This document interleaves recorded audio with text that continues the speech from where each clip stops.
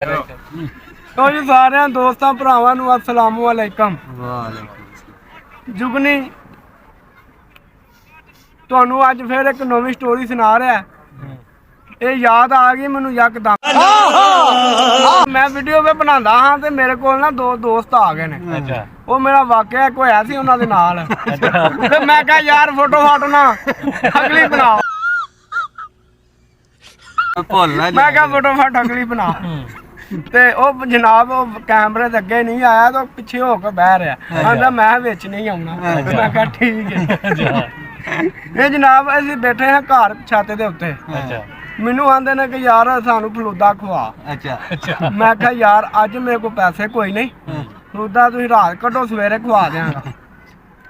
इन्हां नूं इह कि तू झूठ पिया बोलना ते पैसे तेरे कोल है ने। मैं भाई मेरे को पैसे पा कोई नहीं, पैसे तुहानूं कल खवा देंगा जां कोलों तुसीं दे दिया जो उत्थे मैं पैसे तुहानूं कल दे देंगा। आंदा नहीं पैसे तेरे कोल है ने, तू साडे नाल दुकान ते चल। मैं सोचा मैं भाई गल है बंदे ने चार ते इन्हां फाया कल्ले नूं ते इन्हां नूं आख्या भी मेरे को पैसे कोई नहीं।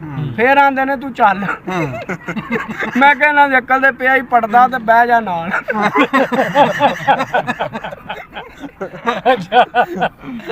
ओ जनाब इन्हां मैनू पाया मोटरसाइकिल दे बंदे चार हैं, एक मोटरसाइकिल हो तैयार कर ले। दो दो हो के बह गए भाजी सीधा वजीराबाद फलूदे वाली दुकान ते।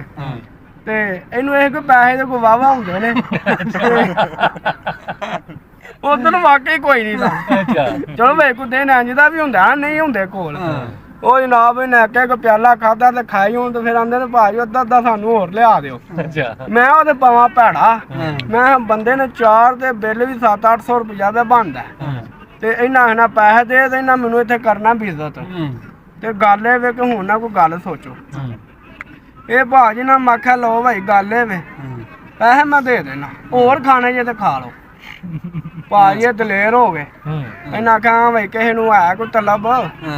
एक दूजे के मूँह वालों वेखण मैं तू सलाह कर लो मैं हथ धो आवां।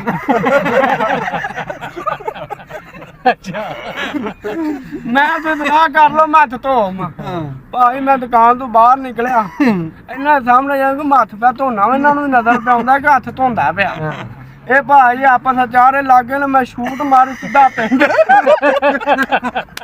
हाँ भाई इंज गल होई है। वो आखन तेरे को है ने कोई ना, वो आखन तेरे को है ने कोई ना, पैसे इन्हां कोल कोई ना। उधर मोबाइल दे के सवेरे जाके पैसे दे के मोबाइल आंदा ते जे मजा आया तो लाइक करा।